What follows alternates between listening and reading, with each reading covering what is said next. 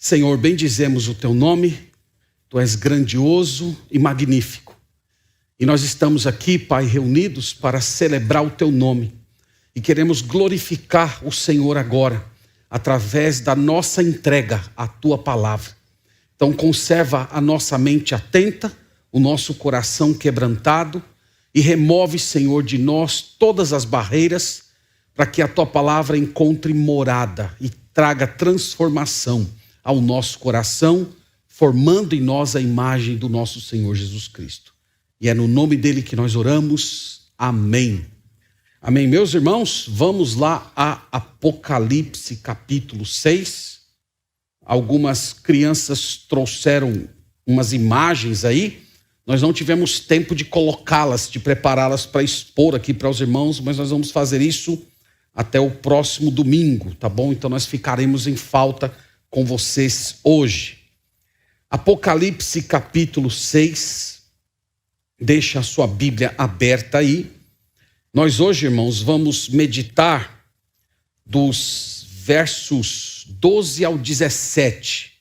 É o sexto selo. Nós temos aqui observado esse livro. Eu tenho falado para os irmãos que dos capítulos 6 ao 19 de Apocalipse, eles descrevem um período que nós chamamos de tribulação. Tudo começa no capítulo 4, com aquela imagem que nós vimos aqui na igreja. Deus segurando um pergaminho nas mãos. E o Filho de Deus, o Senhor Jesus, é o único que tem autoridade no universo para abrir, para quebrar estes selos. E nós falamos que cada um desses selos são parte dos últimos atos divinos da era que conhecemos. Neles há uma forte operação demoníaca, cataclismas, mas também haverá pregação do evangelho e salvação. Eu mostrei para os irmãos que cada um destes selos possui uma espécie de força, de poder atuante. No primeiro selo, a força ativa é a falsa paz. No segundo selo, a guerra. No terceiro selo, nós lemos a respeito da fome. O quarto selo tem como força ativa a peste. E o quinto, que foi objeto da nossa última pregação, nós vimos que o tema dele, a força ativa, foi a vingança. A vingança como fator impulsionante. Remidos, que foram massacrados pelo anticristo por meio de perseguições, eles oram, clamando para que Deus traga vingança a esse mundo. Hoje, irmãos, nós estamos indo para o sexto selo, e grave isso. A força dominante, o poder ativo que nós teremos no sexto selo é o medo, a fobia, o terror. Os irmãos sabem que o medo é uma emoção muito poderosa. Ele pode levar as pessoas a realizar coisas inimagináveis. E o que nós veremos aqui é um retrato de um medo tão intenso que levará a humanidade inteira a uma reunião de oração jamais vista em toda a história. Só que, infelizmente, eles não orarão a Deus. Eles clamarão aos rochedos e às montanhas, rogando que caiam sobre eles.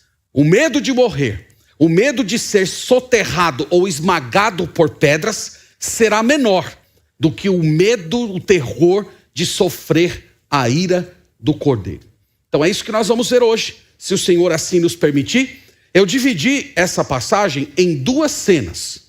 Na primeira cena nós veremos o tremor e na segunda cena nós veremos o terror. Então nós teremos um tremor cósmico na primeira cena e um terror universal na segunda cena. Então vamos ler a passagem toda para os irmãos terem um contato com ela. Depois nós vamos voltar olhando parte por parte aqui da revelação do Senhor Jesus Cristo. Então, Apocalipse 6, verso 12, leia comigo, leia com fé a palavra do Senhor que diz o seguinte: Vi quando o Cordeiro abriu o sexto selo e sobreveio grande terremoto. O sol se tornou negro como saco de crina e a lua toda como sangue. As estrelas do céu caíram pela terra como figueira, quando abalada por vento forte, deixa cair os seus figos verdes. E o céu recolheu-se como um pergaminho quando se enrola. Então todos os montes e ilhas foram movidos do seu lugar. Os reis da terra, os grandes, os comandantes, os ricos, os poderosos e todo escravo e todo livre se esconderam nas cavernas e nos penhascos dos montes. E disseram aos montes e aos rochedos: caí sobre nós e escondei-nos da face daquele que se assenta no trono e da ira do Cordeiro, porque chegou o grande dia da ira deles. E quem é que pode suster-se? Amém? Amém. Graças a Deus por sua palavra. Como eu disse, irmãos, esse aqui é o 6º selo do Apocalipse.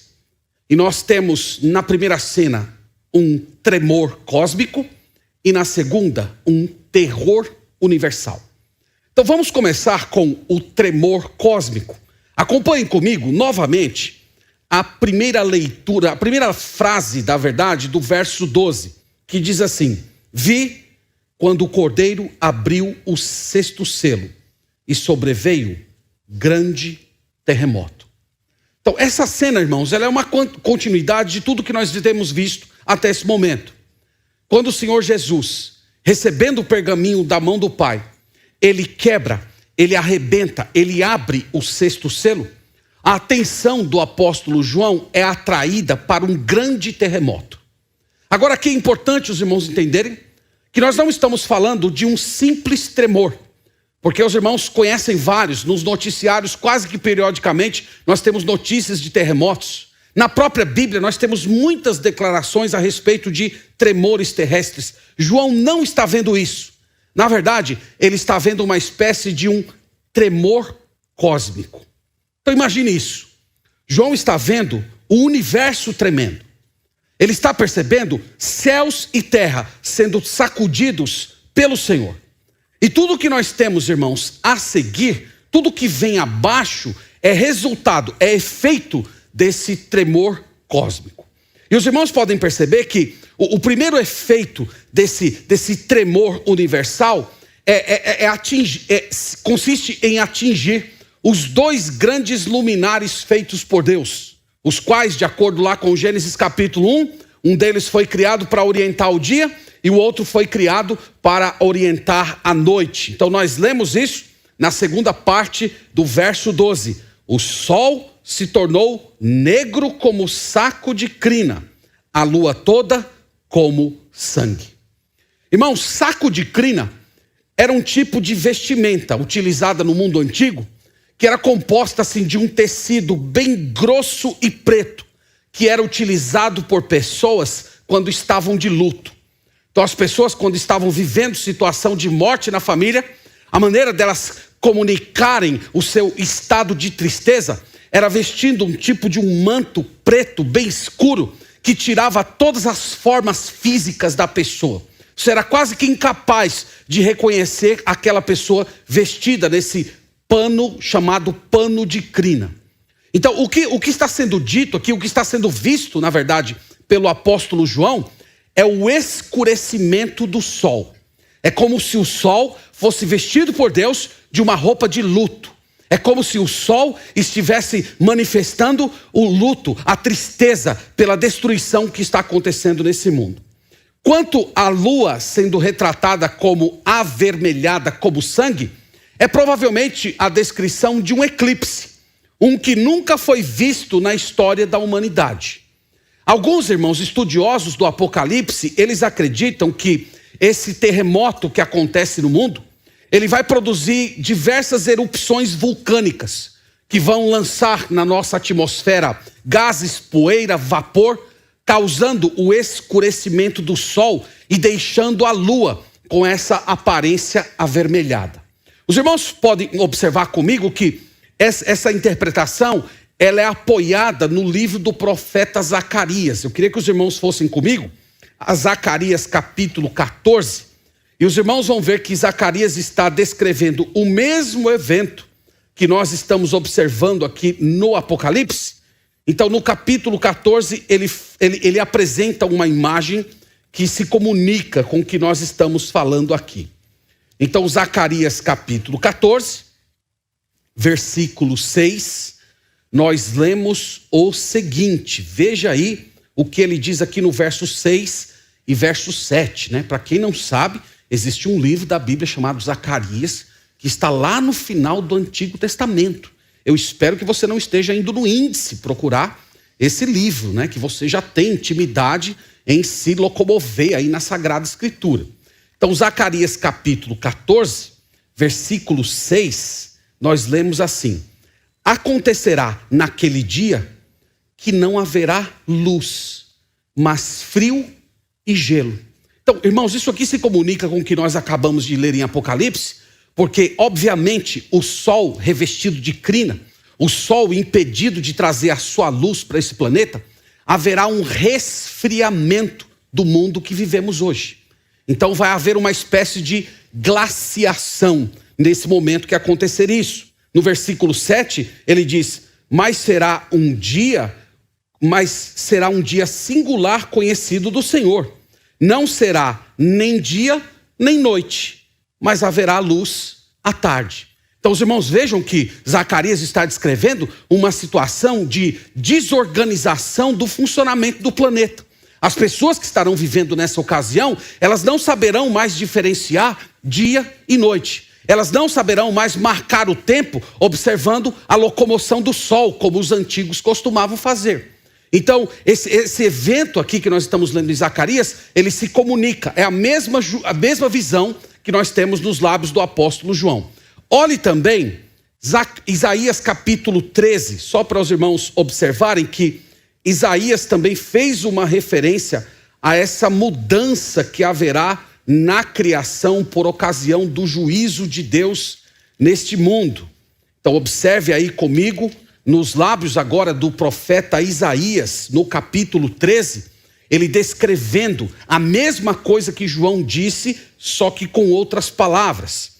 Então, Isaías capítulo 13, verso 9, nós lemos assim: eis que veio o dia do Senhor, dia cruel, com ira e ardente furor, para converter a terra em assolação e dela destruir os pecadores. Então os irmãos vejam que Deus está vindo para punir a terra e os pecadores. Então Deus vai afligir o planeta e Deus vai afligir também aqueles que vivem no planeta. E no versículo 13, veja o que é dito aqui: portanto, farei estremecer o quê?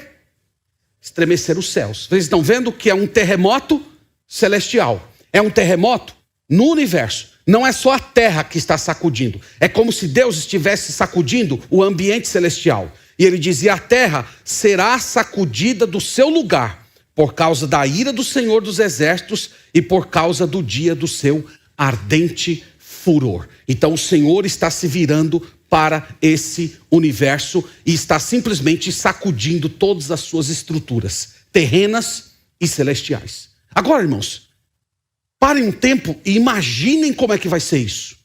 Imaginem um mundo sem luz. Imaginem um mundo que não tem sol e que não tem energia elétrica. Imagina o caos que isso vai gerar na vida das pessoas e no próprio reino animal, no próprio reino vegetal. Será simplesmente, irmãos, caos total. E isso tudo começa no sexto selo, com esse momento em que o Senhor vai sacudir céus e terra com esse grande terremoto. Volte, por favor, lá para Apocalipse e vamos observar mais alguns efeitos desse terremoto celestial. Agora vá comigo para o versículo 13 e veja o que se sucede desse terremoto celeste. A Bíblia diz, no verso 13, estou lendo Apocalipse capítulo 6. As estrelas do céu caíram pela terra como a figueira, quando abalada por um vento forte deixa cair os seus figos verdes. Aqui, irmãos, nós temos mais um resultado desse tremor cósmico. O autor sagrado fala de estrelas. A palavra estrelas, aqui na língua original, é a palavra asteres, de onde vem a nossa palavrinha asteroides. Então, uma leitura melhor aqui seria que João está se referindo a meteoritos, a asteroides. Então, dá para os irmãos construírem mais ou menos a cena na sua mente. esse mundo tomado por um apagão cósmico, céus e terra mergulhados em escuridão total, e de repente essas trevas, elas são invadidas por bolas de fogo que estão chovendo e estão bombardeando essa terra. Então é isso que João está vendo aqui. E para dar uma visão mais vívida, João compara esse evento a uma figueira que está sendo sacudida e os seus frutos estão caindo. Então, o que João quer comunicar com essa imagem? É como se os asteroides estivessem no seu curso natural hoje no universo, funcionando lá conforme as leis que Deus estabeleceu, mas no momento em que acontece esse tremor celestial, esses asteroides, eles mudam o seu curso e eles começam simplesmente a despencar, eles começam a cair no nosso planeta. Então é isso que João está dizendo aqui, irmãos. Ele está falando que será um tremor tão horrível que tudo vai sair do lugar. Os meteoritos vão sair do seu curso e eles vão ser direcionados por Deus para bombardear todos aqueles que estão aqui na Terra. Então esse é o segundo efeito do terremoto cósmico. Vamos agora para o versículo 14. Na primeira parte do versículo 14, nós temos um outro resultado desse tremor cósmico. João vê o seguinte: e o céu recolheu-se como um pergaminho quando se enrola. Irmãos, a imagem aqui que João está tentando buscar para comunicar ao seu leitor é de um pergaminho velho. Então aqui, isso aqui não é um pergaminho, mas a gente poderia ilustrar. João está vendo mais ou menos assim, um pergaminho envelhecido, que você precisa abri-lo com muito cuidado, porque qualquer tensão que se faça mínima, ele pode simplesmente rasgar-se ao meio, e ele vai ficar dividido na mão das pessoas, na mão de alguém, em duas partes. Então você tensiona o pergaminho, ele rebenta no meio, e as partes enrolam e ficam na mão. Então formando-se quase como se fossem dois pergaminhos. Então essa imagem que João está falando aqui, irmãos. O que ele está querendo dizer? Ele está simplesmente dizendo, irmãos, que o céu vai desaparecer. O Senhor Deus vai tensionar os céus de maneira que os céus irão se rasgar. Então, tem como a gente imaginar essa cena? Não tem como a gente imaginar. Todos nós estamos acostumados com o céu. Desde quando Deus criou o mundo, existe céus e terra. Mas as pessoas que estarão vivendo aqui nesse momento, elas vão simplesmente ver o céu desaparecendo. Elas vão olhar para o alto e elas não vão mais contemplar a noite, como nós contemplamos hoje. Então, essa mesma visão, ela está nos lábios do profeta Isaías. Eu quero ir com os irmãos lá, porque o profeta Isaías falou a mesma coisa, só que com outras palavras, no capítulo 34. Então vá comigo lá, no profeta Isaías, no capítulo 34, e vamos ver ele falando desse evento.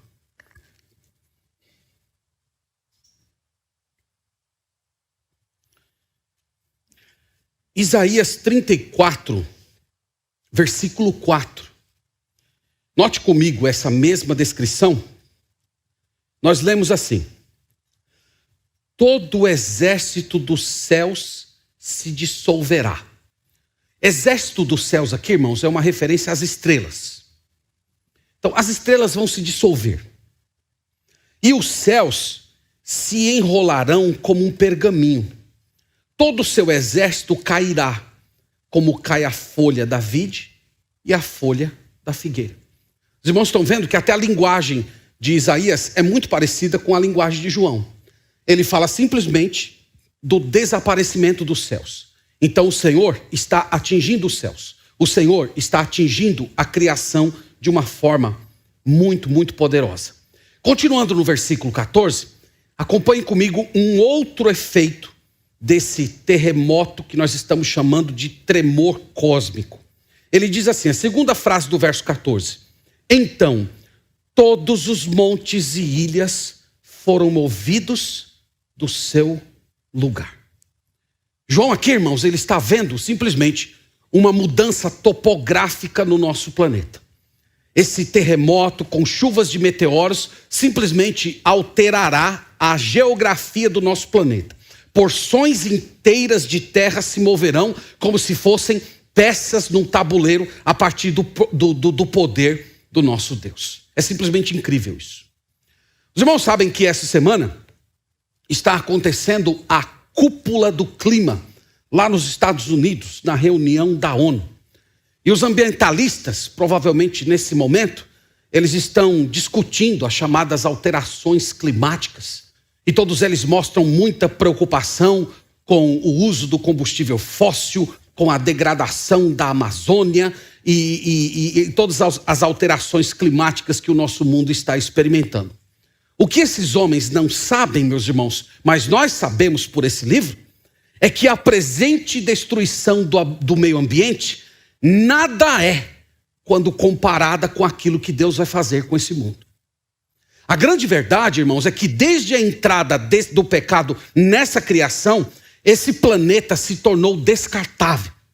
O Senhor vai destruí-lo completamente.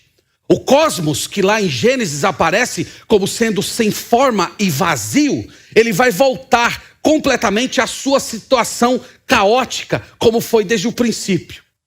Os irmãos podem olhar isso comigo na segunda carta de Pedro, capítulo 3. Vamos até lá, só para os irmãos perceberem que essa é a linguagem que a Bíblia utiliza para falar do mundo em que vivemos. O mundo que nós estamos vivendo hoje está sendo preparado por Deus para a destruição. A segunda carta de Pedro, no capítulo 3, no versículo 7, você pode ler comigo aqui, nos lábios do apóstolo Pedro, ele dizendo o seguinte: ora, os céus que agora existem e a terra, pela mesma palavra, têm sido entesourados para o fogo, estando reservados para o dia do juízo e destruição dos homens ímpios. Vocês estão vendo o que Pedro está dizendo aqui? Os céus e a terra estão sendo entesourados. Deus tem um tesouro.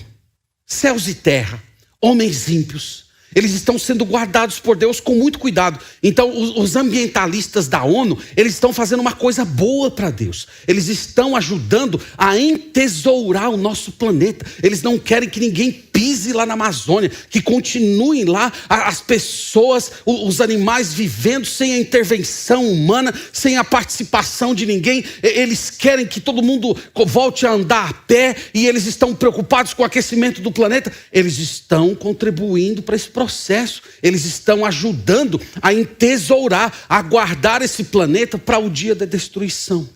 Eles vão ser guardados. Esse planeta está sendo preservado por Deus para ser queimado junto com os homens no dia do juízo do Senhor. Os irmãos vejam comigo no versículo 10, Pedro dizendo a mesma coisa: virá, entretanto, como ladrão o dia do Senhor, no qual os céus passarão com estrepitoso estrondo. Vocês estão vendo novamente a mesma referência a um tipo de um terremoto celestial que vai simplesmente destruir os céus. E ele acrescenta: e os elementos se desfarão abrasados. Também a terra e as obras que nela existem serão atingidas. Então, o mundo vai ser atingido primeiro por um forte terror, por um forte tremor, melhor dizendo, e depois ele vai ser simplesmente destruído por Deus. Ele diz que todas as obras. Então você pensa lá no Taj Mahal, na Torre Eiffel, nas 720 maravilhas do mundo antigo, do mundo presente, seja lá o que for, tudo vai se transformar em fogo no dia do juízo de Deus. Então, irmãos, tanto nos lábios do profeta Isaías, como na fala do apóstolo Pedro, como em João, nós vemos esse mesmo tema. Esse mundo vai experimentar um terremoto, um tremor que nunca foi visto. E ele vai desorganizar completamente toda a criação. Então nós temos o universo sendo sacudido por Deus, o mundo sendo tomado por uma forte escuridão, segue-se chuva de meteoros, os céus desaparecem, ilhas mudam de lugar. Então é tudo isso que vai acontecer nessa primeira fase do selo. Para quem acompanhou a mensagem anterior, nós vimos que os remidos estavam orando debaixo do altar de Deus, clamando por vingança. Vocês lembram disso? Nós vimos isso na última pregação. Os remidos, martirizados, perseguidos, massacrados pelo anticristo, eles oraram ao Senhor dizendo: até quando? Até quando? E o Senhor respondeu para eles: esperem mais um pouco. Esperem mais um pouco. E aqui, irmãos, a espera de Deus acabou. O juízo começou a chegar a esse mundo. Deus começou a ouvir a oração daqueles mártires do nome do Senhor Jesus. Então, irmãos, esse aqui é o que eu chamei de tremor cósmico. Agora eu quero levar vocês a uma segunda cena e quero começá-la com a seguinte pergunta: o que vocês acham que será, qual será a reação do mundo nessa ocasião?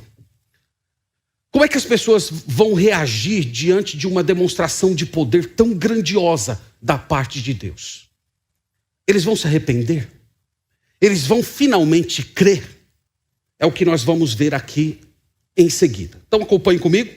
Estou agora, lendo com os irmãos no versículo 15. Pode voltar lá, por favor, para Apocalipse capítulo 6. E vamos ver aqui a descrição de um terror universal.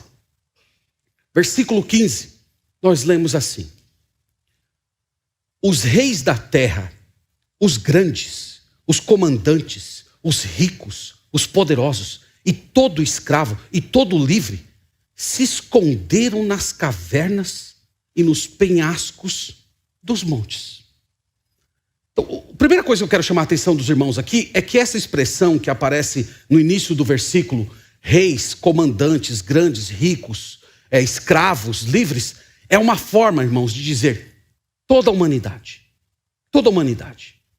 Então aqui Deus está nivelando todos a partir do mesmo ponto. João está falando da elite aos pobres. Todos serão tomados por um intenso medo. Aqui no Brasil nós não temos muitas experiências com terremotos. Mas eu já li diversos relatos, inclusive por força da pregação eu me interessei ainda mais por esse tema. E eu li como é que fica, eu li algumas informações, algumas reportagens de como é que as pessoas ficam após um terremoto.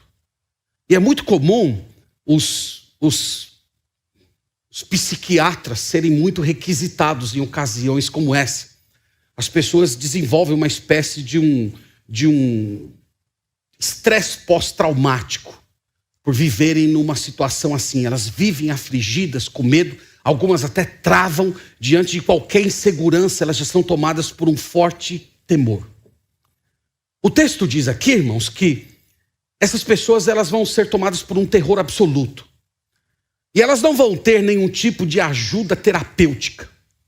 O texto diz simplesmente que eles vão fugir. Todos eles, diz o texto, eles vão para as cavernas e os penhascos dos montes. Então, talvez, utilizando aí um pouquinho a sua imaginação, dá para você ter uma ideia de como vai ser essa cena. Então, imagine hoje as pessoas que moram nas periferias, abandonando simplesmente as suas casas e fugindo. Imaginem as pessoas que moram nas grandes mansões, nos seus apartamentos caríssimos, homens que são donos de terra, pessoas que são proprietárias de ilhas, deixando seus carros, suas casas, seus bens, seu patrimônio, todo o seu conforto, e correndo somente com a roupa do corpo, procurando abrigo em uma caverna ou em uma fenda de um penhasco. É isso que vai acontecer, irmãos. O texto aqui está dizendo que é como se o juízo de Deus estivesse nivelando todas as pessoas. Essas distinções que hoje estão fracionando a nossa sociedade, as pessoas se dividem por causa de cor da pele, por causa de dinheiro, por causa de formação. Essas distinções, elas simplesmente vão cair por terra, todas nesse dia. Tudo que haverá é uma multidão de desesperados procurando algum tipo de abrigo. Só para os irmãos observarem, o profeta Isaías, ele falou desse momento de terror universal no capítulo 2. Então vá comigo, por favor, lá, ao livro do profeta Isaías, no capítulo 2.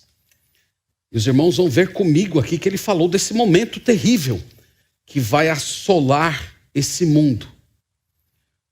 Isaías capítulo 2, versículo 19.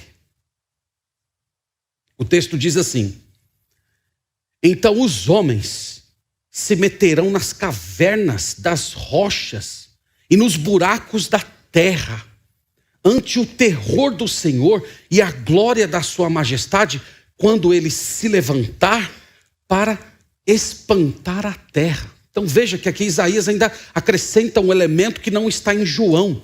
As pessoas vão fazer buracos no chão.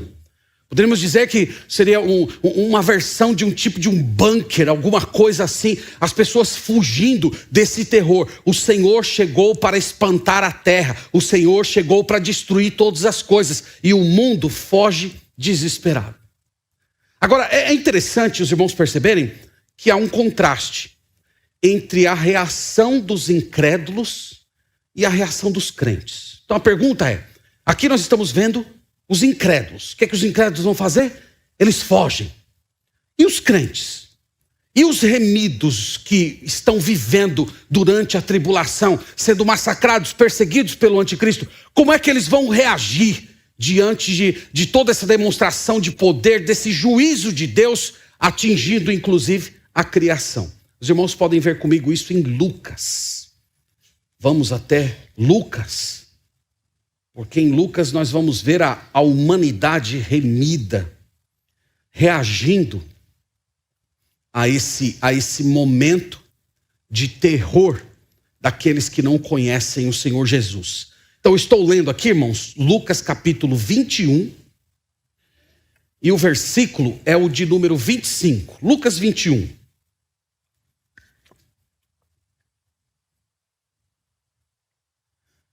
Lucas 21, verso 25, nós lemos assim: haverá sinais no sol, na lua, nas estrelas.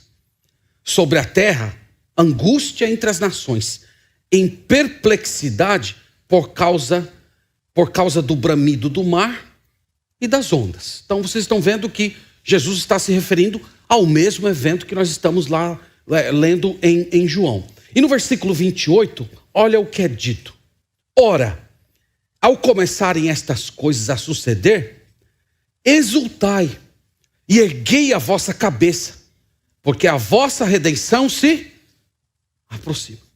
Então, enquanto o mundo está correndo, desesperado, procurando um buraco no chão, uma fenda numa caverna, ou se refugiando em algum monte, como é que o povo de Deus vai estar? O povo de Deus vai estar dizendo: ora vem, Senhor Jesus. Que maravilha. Eles, irmãos, que estavam de cabeça baixa, quando ele diz aqui levantai a cabeça, é porque eles estavam em estado de humilhação. Eles estão sendo perseguidos, destruídos, massacrados pelo anticristo. Agora eles podem levantar os olhos, ficar com esperança, sabendo que o dia de Cristo está se aproximando. É isso que João está dizendo aqui. Então, irmãos, volte lá, por favor, para Apocalipse, e vamos continuar aqui. E o que eu quero chamar a atenção dos irmãos agora?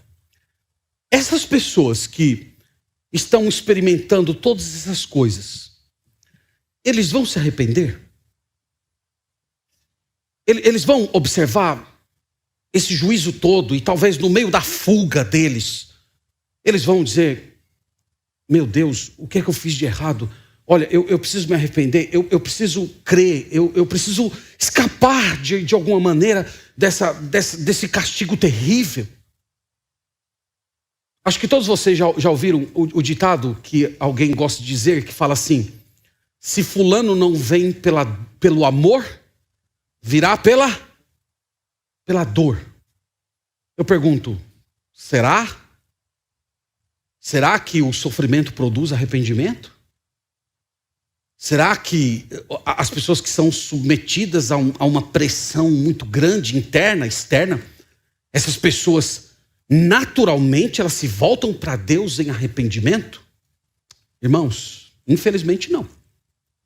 Eu tenho falado para os irmãos que essas pessoas aqui, eles ouviram o evangelho. Nós mencionamos na última pregação o ministério dos 144 mil, das 2 testemunhas. Eu mostrei para os irmãos até um versículo que fala de um anjo que vai voar por esse mundo pregando o evangelho eterno. Então essas pessoas ouvirão o evangelho das mais variadas formas e eles verão esses acontecimentos todos terríveis tomando e destruindo esse mundo. E a pergunta é, eles vão crer? Agora eles podem ter certeza, olha, antes eu tinha dúvida da existência de Deus, mas agora, diante disso que está acontecendo, não me resta dúvidas da existência do poder de Deus e eu quero me converter e ser um filho dele. Olha, por favor, irmãos, no capítulo 9 de Apocalipse aí comigo. Vai só um pouquinho adiante e veja a resposta a essa pergunta no versículo 21. Então, Apocalipse 9, 21 é o mesmo grupo que está aqui no capítulo 6. Nós estamos falando da mesma população. E depois de eles virem tudo o que verão, diz assim no versículo 21.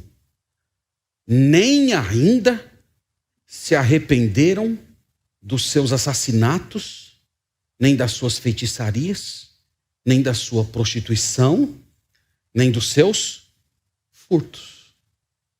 Então, mesmo debaixo de juízo terrível, eles não se arrependem.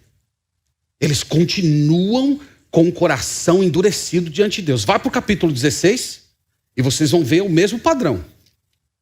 Capítulo 16, versículo 11. Veja a reação deles diante do juízo de Deus aqui no quinto flagelo. No versículo 11 nós lemos: e blasfemaram o Deus do céu por causa das angústias e das úlceras que sofriam, e não se arrependeram das suas obras. Eles não se arrependem. Eles estão sendo punidos, eles estão sendo destruídos, eles estão sendo massacrados por Deus, mas mesmo assim eles não se arrependem. Irmãos, isso aqui eu considero uma espécie de um retrato imperfeito do que será o inferno. Algumas pessoas gostam de pensar no inferno como um lugar de arrependimento. Que as pessoas estão lá chorando. Oh, por que eu não fiz isso? Por que eu não fiz aquilo? Por que eu não fui certinho? Por que eu não me converti a Jesus? Não, irmãos. O inferno vai ser um lugar de rebelião. O inferno vai ser um lugar de pessoas que estarão eternamente sendo punidas por Deus e ainda elas vão continuar blasfemando o nome dele. Porque a Bíblia diz que o arrependimento é um dom de Deus. Embora todo homem seja chamado a se arrepender, a Bíblia também diz que Deus dá o arrependimento. E quando Deus retira o arrependimento, o coração do homem é endurecido. E ele é capaz de reagir dessa maneira aqui, que simplesmente não tem lógica nenhuma. Essas pessoas, irmãos, elas são semelhantes àqueles demônios que são mencionados em Tiago capítulo 2. Que eles creem, que eles tremem, mas eles continuam rebeldes. E esses homens aqui, eles amam o pecado, eles amam o anticristo que promove todo tipo de pecado na vida deles, e eles continuam rebeldes contra o Senhor. Então é isso que a gente vê. Volte comigo para o capítulo 6, e vamos ler agora o versículo 16. Veja, irmãos, aqui no versículo 16 que eles fazem uma reunião de oração. Então essas pessoas aqui, eles caem em oração. Olha só que avivamento infernal está acontecendo entre essas pessoas. No verso 16, e disseram aos montes e aos rochedos: caí sobre nós e escondei-nos da face daquele que se assenta no trono e da ira do Cordeiro. Eles oram, irmãos, mas eles não oram a Deus. Eles oram às montanhas e aos penhascos. Ou para usar uma linguagem de hoje, eles oram para a mãe natureza. Eles vão pedir salvação para a mãe natureza. Agora, uma coisa que é muito curiosa aqui, é que essas pessoas sabem que os montes estão se desfazendo. Eles sabem que se eles fugirem para os penhascos, o mundo vai cair por cima deles. E a pergunta é, por que eles estão correndo para lá? Porque eles estão correndo para o lugar que está sendo destruído por Deus. E a resposta, irmãos, é que para eles é melhor ser esmagado por pedras do que sofrer o restante do juízo de Deus. É por isso, eles estão clamando pela morte. Eles estão tendo um medo de morte. Eles estão buscando alguma forma de alívio. Nós poderíamos dizer que isso aqui é um tipo de medo completamente irracional, porque eles podem fugir por um tempo sendo soterrados por pedras, mas tão logo o espírito deles desperte no mundo espiritual, eles já vão se encontrar no inferno de tormentos. Eles terão de qualquer maneira de enfrentar o julgamento divino, mas eles estão buscando alguma forma de alívio imediato. É simplesmente terrível, irmãos, tudo que nós lemos aqui. Lucas capítulo 21, nós temos uma descrição disso. Vamos até lá, por favor. Eu estou tentando aqui nas pregações mostrar para os irmãos que toda a linguagem que é utilizada por João, ela aparece em diversos textos bíblicos. E essas mensagens todas, elas se complementam. Em Lucas capítulo 21, eu já li com os irmãos aqui o versículo 25, eu quero ler só o versículo 26, aqui dá para os irmãos terem uma ideia.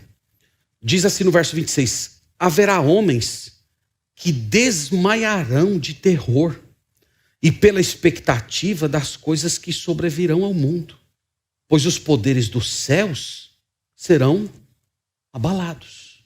Então as pessoas terão medo, um medo tão intenso, ao ponto de desfalecer, ao ponto de desmaiar, de perderem completamente o controle sobre o seu corpo. Então isso aqui, irmãos, é o que nós estamos falando, que é um terror universal. Agora volte, por favor, para Apocalipse capítulo 6, e eu queria chamar a atenção dos irmãos para mais um fato importante aqui no finalzinho do versículo 16, porque eles oram dizendo assim, caí sobre nós e escondei-nos da face daquele que se assenta no trono e da ira do Cordeiro. O que chama a atenção aqui? É que eles sabem a origem do juízo. Hoje, irmãos, quando acontece algum tipo de catástrofe, quando ocorre algum cataclisma que acaba tirando vida de milhares, centenas de pessoas, o que os especialistas normalmente dizem? Eles procuram alguma explicação naturalista. Eles vão dizer, houve um problema atmosférico, houve alguma alteração climática, aconteceu uma movimentação nas placas, então isso trouxe desorganização e acabou gerando esse terremoto, acabou gerando esse tsunami, seja lá o que for. Aqui, irmãos, essas pessoas, elas sabem, elas não são ignorantes. Explicações naturalistas não vão satisfazer, porque eles sabem a origem de todo esse juízo. Eles dizem, a face daquele que está sentado no trono, a ira do Cordeiro. Então, irmãos, pensem nisso. A face de Deus, que desde a expulsão do jardim do Éden, a face de Deus se ocultou desse mundo, agora essa face voltou a aparecer, na forma de um julgamento terrível. A própria imagem do cordeiro, que os irmãos sabem, que lembra um animal fraco e indefeso, agora assumiu novas proporções. O cordeiro está cheio de fúria. E as pessoas sabem disso. Elas não restam dúvidas. No versículo 17, eles dão o diagnóstico correto. Porque chegou o grande dia da ira deles. Deus está irado. O Cordeiro está irado. Ele diz o grande dia da ira. Irmãos, existe na Bíblia, no vocabulário bíblico, uma expressãozinha chamada dia do Senhor. E essa palavra, essa expressão dia do Senhor, é para falar de uma estação de julgamentos. Não é um dia de 24 horas. Gostamos de chamar de um dia escatológico. Será uma ocasião. Aqui nós cremos que trata-se da 70ª semana da profecia das 70 semanas de Daniel. Então esse é o mesmo dia do Senhor. E esse sexto selo, ele inaugura aquilo que a Bíblia chama de dia do Senhor. E quando o dia do Senhor se inicia, há uma pergunta que está nos lábios de todos os incrédulos. Quem é que pode suster-se? Em outras palavras, quem é que pode ficar de pé? Quem é que pode ficar vivo quando Deus, o Criador de todas as coisas, resolve visitar esse mundo com destruição. Qual é a resposta dessa pergunta, irmãos? Quem é que pode ficar de pé? Ninguém. Ninguém pode ficar de pé. Ninguém sobreviverá. Do rico ao pobre, do poderoso ao fraco, todos perecerão. E o que chama a atenção, irmãos, é que mesmo conhecendo a origem de todo esse caos, esses homens não creem. Eles sabem que se trata da manifestação de uma ira santa, de um julgamento justo. Eles estão tomados por desespero, mas eles preferem orar à mãe natureza ao se curvar diante do Deus verdadeiro para obter salvação. O que nós aprendemos aqui, irmãos, é a profundidade da incredulidade. Veja como o coração do homem sem Deus é um coração perverso. Ele prefere a morte à conversão. Ele prefere a autodestruição à salvação. Ele prefere morrer vivendo do jeito que ele quer ou tendo vida eterna vivendo segundo a vontade de Deus. Esse é o coração do homem incrédulo. É por isso que nós usamos a expressão de depravação total. É para falar justamente dessa inclinação humana a viver distante de Deus, mesmo com todos os sinais, mesmo Deus gritando na direção dele, com todo tipo de juízo, ainda assim ele diz, eu quero o meu pecado. A salvação, meus irmãos, é um milagre. Só o Espírito Santo que pode quebrantar um coração como esse. A salvação não depende da nossa boa argumentação, não depende de uma apresentação clara do Evangelho. É evidente que o Senhor usa uma apresentação clara do Evangelho, mas não depende da nossa argumentação. É preciso haver regeneração, é necessário haver novo nascimento, porque enquanto não houver, o homem continua perdido nos seus pecados, entregue a si mesmo, mesmo diante de todos os sinais de demonstração do juízo do Senhor. Então, irmãos, aqui nós temos o 6º selo do grande pergaminho de Deus. Nós vimos que a força operante nele será o medo. Quando o Cordeiro de Deus romper este selo, um tremor cósmico irá sacudir esse mundo, lançando toda a criação em trevas. Segue-se então chuvas de meteoritos, o próprio céu desaparecerá, enquanto montes e ilhas se moverão de lugar. E ainda assim, nós vimos, os rebeldes preferirão a morte ao arrependimento. Mesmo sabendo que o pai e o filho estão irados, escolherão eles orar à natureza, ao invés de se curvar diante do Deus Trino. Essa é a exposição do texto.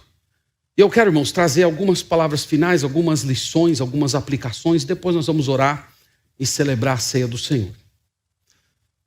Uma lição, irmãos, que eu acredito que é gritante nesse parágrafo que nós lemos, é essa. As pessoas deveriam ter medo de Deus. As pessoas deveriam ter tremor quando pensassem em Deus. Eu sei, irmãos, que isso é uma coisa incomum de se dizer em púlpitos evangélicos hoje. Não é comum dizer isso. Algumas pessoas gostam até de dizer, eu não concordo muito com essa coisa de ter medo de Deus. Eu acho que isso traumatiza as pessoas. Eu acho que isso afasta as pessoas de Deus. Nós temos que mostrar que Deus é amor. Nós temos que mostrar que Deus é aceitação, que Deus recebe as pessoas. Pois, irmãos, eu quero hoje à noite fortemente combater essa ideia. Nós temos que ter medo de Deus. Eu quero dizer para os irmãos que isso não é a minha palavra. Na verdade, o Senhor Jesus falou isso. Você sabia disso? Se você não sabia, vai comigo em Lucas capítulo 12 e você vai ver aqui Jesus dizendo que as pessoas deveriam ter medo de Deus. Então, Lucas capítulo 12, o Senhor Jesus Cristo, ele falou a respeito desse assunto. Então, Lucas capítulo 12, versículo 5, nós lemos assim: Eu, porém, vos mostrarei a quem deveis temer. Temei aquele que, depois de matar, tem o poder de lançar no inferno. Sim, digo-vos, a esse deveis temer. Então quem é, irmãos, que tem o poder de matar o corpo e de lançar a alma no inferno? É Deus. E Jesus está dizendo, vocês deveriam ter medo dele. Vocês deveriam temer a Deus. O poder mais aterrorizante, irmãos, que existe nesse universo é o próprio Deus. E as pessoas que hoje não têm medo de Deus, elas um dia experimentarão um terror tão intenso que só pode ser comparado ao terror que foi experimentado por aquelas pessoas que morreram afogadas na ocasião do dilúvio. Só isso pode ser comparado. As pessoas vão desmaiar de medo. Então, quem não tem medo de Deus hoje, ela vai um dia desmaiar de medo diante da presença do Deus Todo-Poderoso. No Salmo 7, irmãos, versículo 11, lá é dito que o Senhor se ira todos os dias. Todos os dias o Senhor está se irando contra esse mundo. Mas ao longo de milênios, como eu já tenho dito em outras pregações, ele vem contendo essa ira santa. Ele vem guardando essa ira dentro de si, até que no dia do Senhor, no dia da ira, ela vai ser derramada de uma vez sobre esse mundo, céus e terra e homens. Então as pessoas deveriam ter medo de Deus. Se tem alguém aqui essa noite que ainda não entregou a sua vida ao Senhor Jesus, eu oro muito para que o Senhor faça com que essa palavra chegue ao seu coração. Que você tenha medo de Deus. Mas não esse medo que nós vemos aqui em Apocalipse, o medo dos demônios, o medo dos pagãos, o medo dos incrédulos. Eu oro para que você tenha um medo reverente. O medo que se refugia em Jesus Cristo. Porque, irmãos, a palavra de Deus mostra que há um esconderijo para esse dia tão terrível. E esse esconderijo não tem nada a ver com montes, com cavernas, com buracos no chão, com bunkers. Há uma rocha que as pessoas podem se refugiar. O Senhor Jesus Cristo, Ele é o terreno sólido sobre o qual nós podemos nos colocar para que os terrores e os tremores que um dia irão abalar esse mundo não alcancem a sua vida. Então creia no Senhor Jesus. Olha esse retrato que nós vimos aqui. Você gostaria de participar disso? Você gostaria de ser contado entre essa população de desesperados que saem correndo com a roupa do corpo procurando algum tipo de refúgio? Se você não quer, se refugie em Jesus Cristo. Creia que a morte dele foi um pagamento pelos seus pecados e você será salvo. E a igreja do Senhor, eu também tenho uma palavra, irmãos, é que diante de tudo que nós lemos aqui, nós devemos ter uma vida de gratidão a Deus.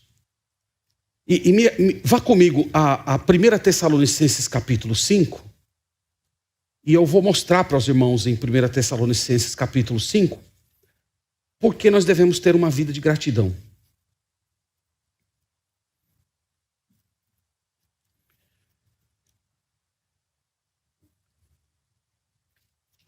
Primeira Tessalonicenses capítulo 5, versículo 9. Olha o que diz aqui. Veja se isso não é um motivo de consolo para você. Ele diz, porque Deus não nos destinou para ira, mas para alcançar a salvação mediante nosso Senhor Jesus Cristo. Nós vimos em Apocalipse hoje o dia da ira. E a palavra de Deus diz que nós não fomos destinados para a ira. Nós estamos aguardando a salvação, irmãos. Nós não estamos aguardando a ira. Nós estamos aguardando Cristo. Nós não estamos aguardando o anticristo.